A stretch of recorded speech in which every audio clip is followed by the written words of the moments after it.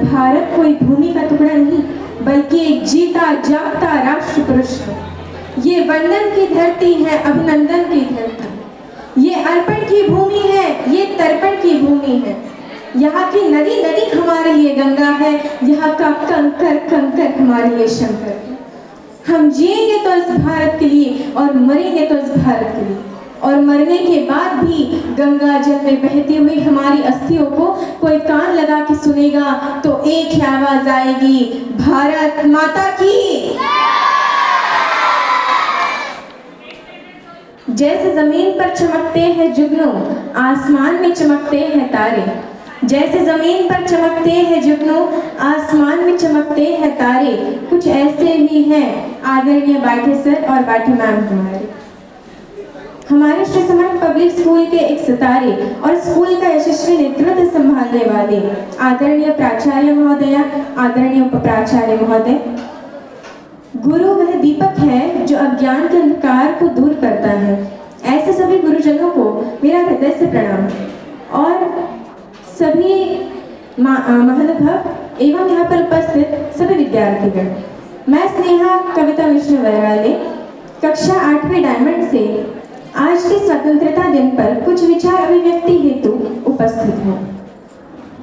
आजादी की दुल्हन ने ऐसे ही नहीं बिहाई है, खूनी नदी बही हमारी गर्दन तक कटवाई है। गोरों के शासन में देखो कितने अत्याचार हुए, आम आदमी खास आदमी जो भी थे लाचार हुए। फांसी के फंदे पर था अशफाक खुशी से झूमा था, वीर भगत ने फांसी के फंदे को हंसकर चूमा था। राजगुरु राजेंद्र लहरी शेखर की अजब कहानी थी, जान लुटा दी मातृभूमि पर कितनी गजब जवानी।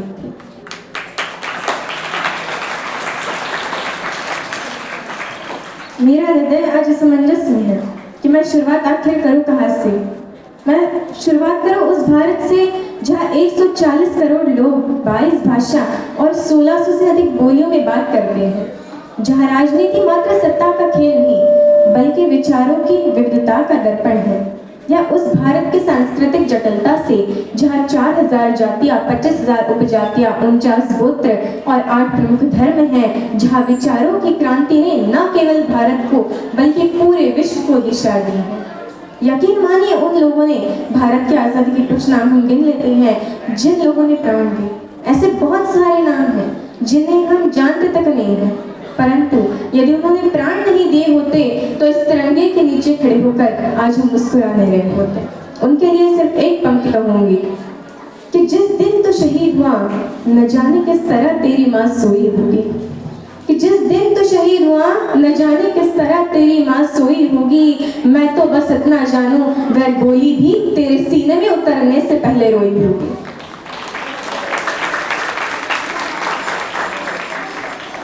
पुलवामा में 44 जवान शहीद हुए, छत्तीसगढ़ में 76 जवान शहीद हुए, पहलगाम में 26 मासूमों की जान चली गई।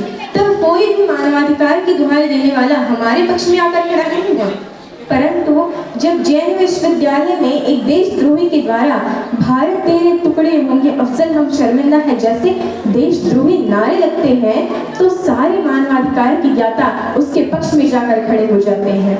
तभी तो क्या कहा था उस देशद्रोही ने कि तुम एक अफजल को मारोगे हर घर से अफजल निकलेगा।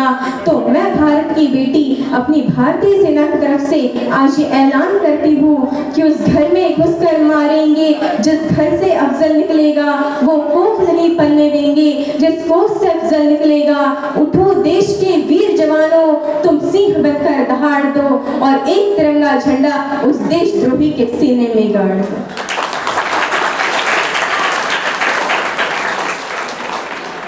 क्योंकि नौजवानों के दिल में जलती आग हिंदुस्तान है, शत्रु के वक्षस्थल पर करता नाग हिंदुस्तान है। ये शौर्य है, बलिदान है और त्याग हिंदुस्तान है। मैं मानती हूँ कि राजनीति में युवा नेतृत्व कभी हकीकत हुआ करती थी जो आज बस बयानबाजी बनकर रह चुकी है। आज के भारत का युवा जब भारत तेरे टुकड़े होंगे जैसे नारे लगाता है, आज के भारत का युवा खालिस्तान पाकिस्तान जैसे नारों का समर्थन करता है, तब उसी भारत की उसी जमीनी 23 साल के शहीद आजम सरदार भगत सिंह की वह हिम्मत भी देखी है, जहां वो अपने फांसी के फंदे को चूम कर गले से लगाते हैं और अपनी शहीदी से इस देश के क्रांतिकारियों का नया सैलाब खड़ा कर देते हैं।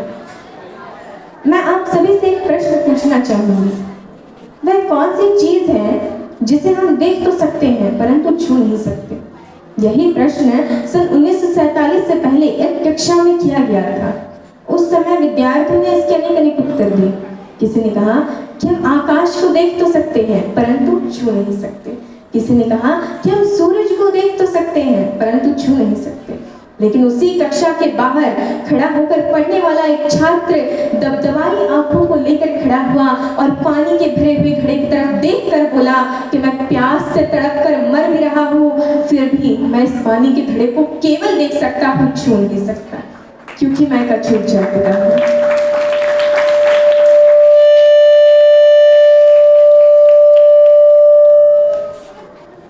और वो अछूत जाति का विद्यार्थी कोई और नहीं बल्कि हमारे भारत के संविधान के निर्माता डॉक्टर बाबा साहेब भीमराव अंबेडकर जी थे।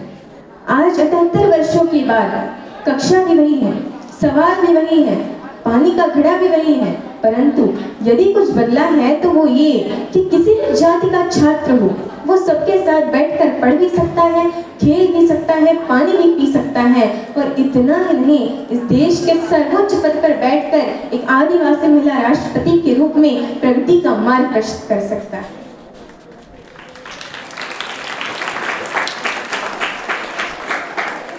जब जब बात हमारे अधिकारों की आई है, तब तब संविधान ने हमारी रक्षा करी है। फिर वो चाहे आईपीसी की धारा 377 से जुड़ रहे परलिंग समाज के लोग हों, या श्रीकांत बोला जैसे दिव्यांग जनों के लिए शिक्षा के अधिकार हो, या महिलाओं के लिए दहेज प्रथा का बोझ हो, संविधान ने हमेशा ही हमारी रक्षा कर एक सूत्र में बांधने का काम किया है। भारत के संविधान की लोकतांत्रिक यात्रा बहुत लंबी रही है।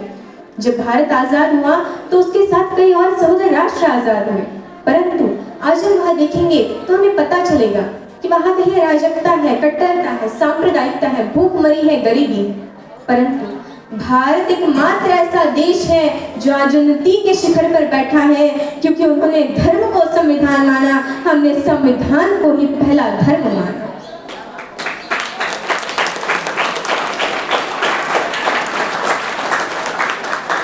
लंदन में मुस्कुराते हुए कभी चर्चिल ने कहा था कि ये देश आजाद हो भी जाए तो भी बहुत दिन तक टिकेगा नहीं, ये टूट कर बिखर जाएगा। अब मुझे लगता है कि नर्क में चर्चिल की आत्मा देख रही होगी तो सोच रही होगी क्या से क्या हो गया देखते देखते, क्योंकि आज का ये वही भारत है जो स्टार्टअप के क्षेत्र में पूरी दुनिया में तीसरे स्थान पर है। ये वही भारत है जो ओलंपिक केंद्र टोक्यो की धरती पर झंडा तिरंगा लहरा देता है। ये वही भारत है जो चंद्रयान 3 को पृथ्वी से चंद्रमा तक पूरी दुनिया में सबसे कम बजट में पहुंचा देता है, क्योंकि हमने अपने कर्तव्यों का निर्वहन किया है। और अगर इसी तरह इस देश का प्रत्येक नागरिक अपने कर्तव्यों का निर्वहन करता रहा तो यकीन मानिए 2047 तक विकसित भारत का लक्ष्य एक सूक्ष्म मात्र होगा। इसलिए मैं जाते जाते इतना कहना चाहूंगी कि वर्तमान का गूगल हो, माइक्रोसॉफ्ट या पेप्सी हो, इन सबको भी दिए हैं हमने अपने भारत के सीईओ। अब भी पूरी दुनिया में सबसे ज्यादा डॉक्टर्स हमारे हैं, खेल जगत में चमकने वाले भी भारत के सितारे हैं। अपने पौरुष के बल पर दुनिया को सदा बतलाएंगे, विश्व गुरु हम कल भी थे, आज भी हैं और सदा कहलाएंगे। धन्यवाद। जय हिंद, जय भारत।